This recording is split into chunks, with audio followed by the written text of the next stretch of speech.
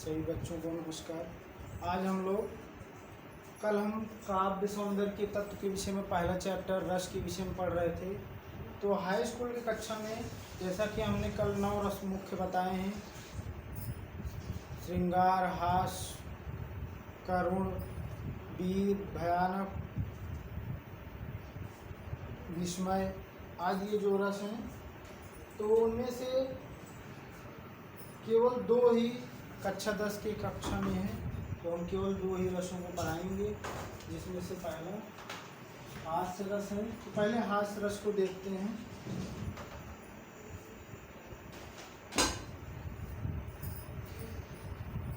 हास्य रस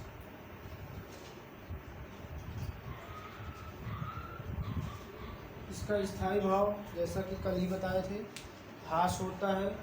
और हास्य रस की परिभाषा, जब हास नामक स्थायी भाव अपने अनुभाव विभाव संचारी भाव के माध्यम से प्रस्फुटित होकर संयोग से, जब अपने विभाव अनुभव संचारी भाव से संयोग होता है, तब ये हास्य रस में परिणत होता है।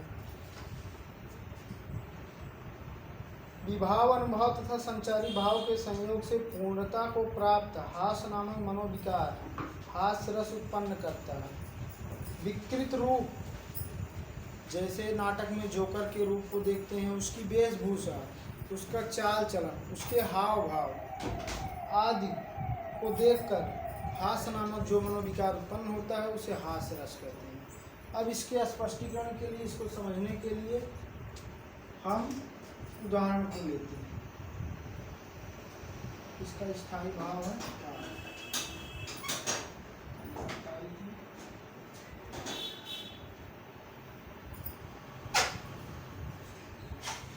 उदाहरण।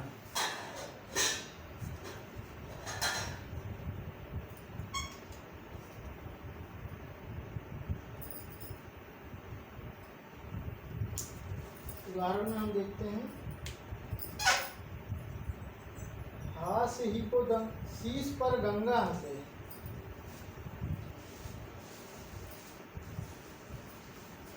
शीश पर गंगा हंसे।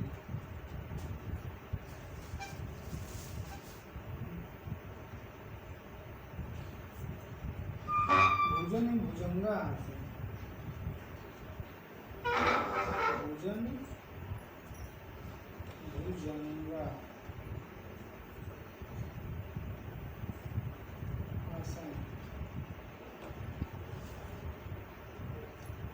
भुजन भुजंगा हंसे।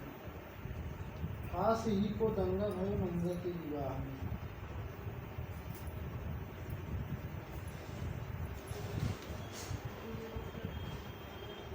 हास्य ही को दंगा भयो मंगा के विवाह में।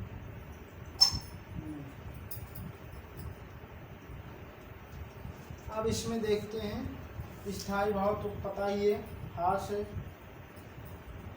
इस समय में महादेव जी आलम्बन है, शंकर भगवान। इसमें शंकर भगवान आलम्बन।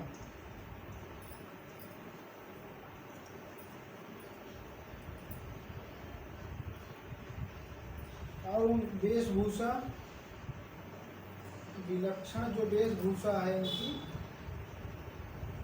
क्या है? उद्दीपन है। विलक्षण वेशभूषा, उद्दीपन।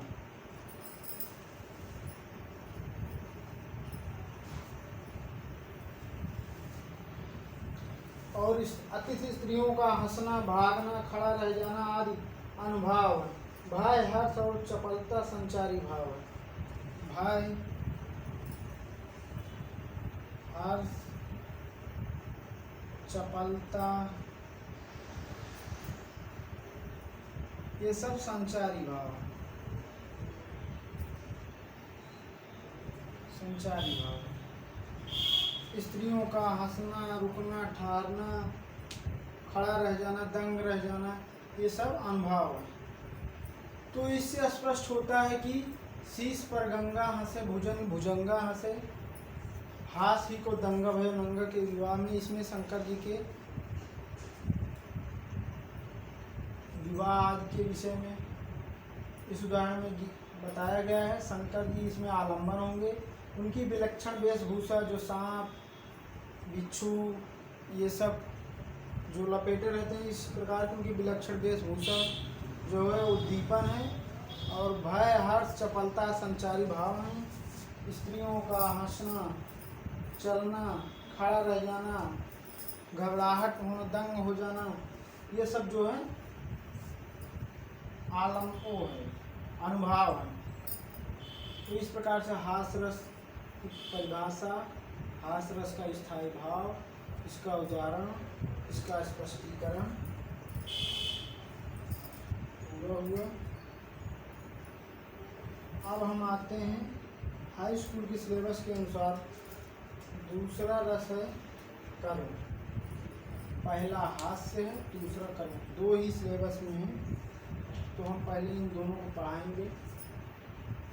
हास्य रस के बाद करुण रस। जैसा कि पता होगा करुण रस का कल हम बताए थे, करुण रस का स्थायी भाव शोक है, अर्थात जहाँ शोक, संतप्ति, वियोग, संयोग से अलग की बातें की जाए वहाँ पर शोक करुण रस होता है। संस्कृत में इसके स्थायी भाव नहीं, इसका नहीं, सॉरी, दूसरे रस के जिसे हम आते हैं करुण रस। करुण रस इसका स्थायी भाव शोक है। इसकी परिभाषा, शोक नामक स्थायी भाव विवाह और महत्व संचारी भाव के संयोग से करुण रस की उत्पत्ति करता है। शोक नामक स्थायी भाव अपने अनुभाव, विभाव, संचारी भाव के संयोग से करुण रस की निष्पत्ति करता है।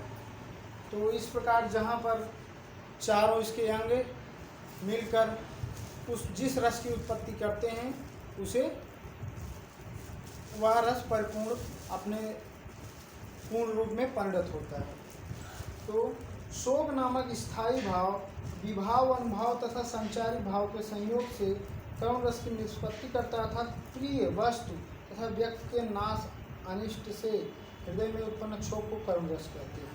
अर्थात जब प्रिय का अपने प्रिया से वियोग होता है, जब वह अनिश्चित समय के लिए, जिसका कोई निश्चय ना हो, अनिश्चित समय के लिए, क्योंकि जब उसका निश्चित रहता है मिलना, तो वहाँ पर श्रृंगार का एक भेद है, वियोग और संयोग, वहाँ पर वियोग श्रृंगार होने लगता है। लेकिन जब निश्चित नहीं रहता था, जैसे किसी प्रिया के प्रिय की मृत्यु हो जाए या कहीं खो जाए, गुम हो जाए, मिलने की आशंका ना रहे, संभावना ना रहे, तो वहाँ पर करुण रस होता है। तो हम करुण रस के उदाहरण को देखते हैं। मणि खोए भुजंग सी जननी, ये हमारी किताब में है, उसी पर हम समझा दे रहे हैं। उदाहरण देखिए,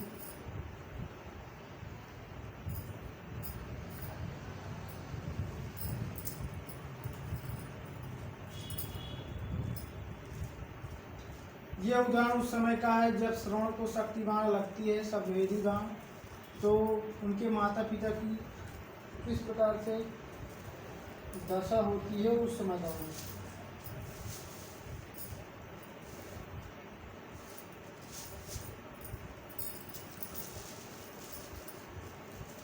मणि खोए भोजन सी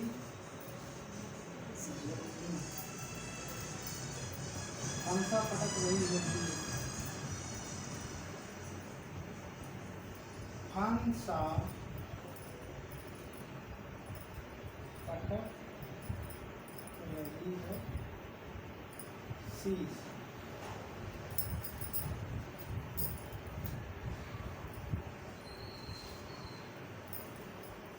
अंधी आज बनाकर मुश्किल,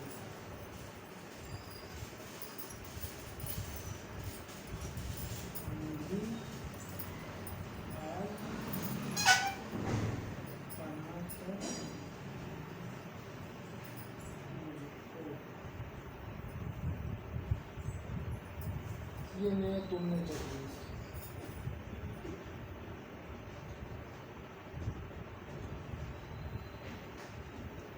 यह न्याय तुमने जगदीश।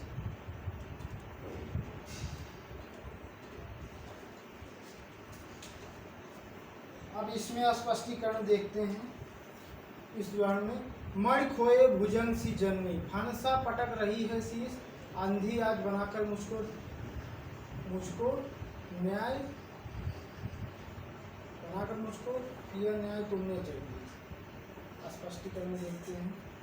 श्रवण के माता पिता किस प्रकार से श्रवण की मृत्यु पर विलाप कर रहे हैं। स्थायी भाव पता ही है, स्थायी भाव, विभाव, अनुभाव, संचारी भाव। जब ये चारों परिपुष्ट होकर अस्थायी भाव को स्पष्ट करते हैं तो वह रस के रूप में परिणत होता है।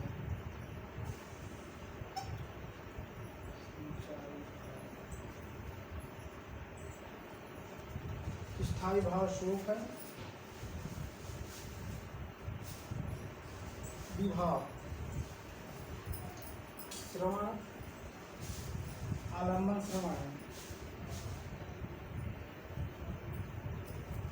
आलम्बन श्रवण, आश्रय पाठक होगा, आलम्बन श्रवण हो गया। अनुभव सिर पटकना, अनुभव में होगा उनके माता पिता शोक के कारण सिर पटकने लगते हैं कि हे भगवान हमारे साथ ऐसा ही, हमारे ही साथ ऐसा किसी भी विषय प्रलाप आए। स्मृति प्रलाप विषाद आदि ये संचारी भाव। तो इस प्रकार से ये कर्म रस भी स्पष्ट हुआ कि उदाहरण देखिए। मणि खोए भुजंग सी जननी, फंसा पटक रही है शीश, आंधी आज बनाकर मुझको किया न्याय तुमने जगदीश। तो इसमें स्थायी भाव शोक है,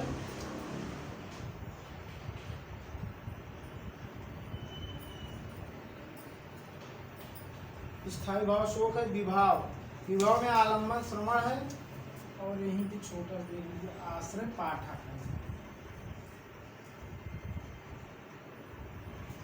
पाठक अनुभव सिर का पटकना, उनके माता पिता के सिर का पटकना। संचारी भाव स्मृति विषाद प्रलाप आदि।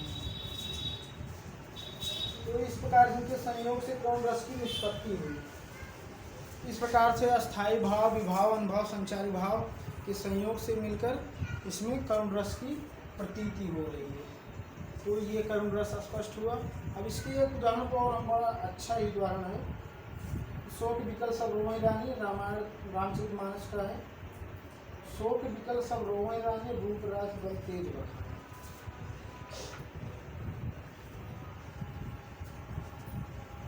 शोक विकल सब रोए रानी, रूप राज बल तेज बखान।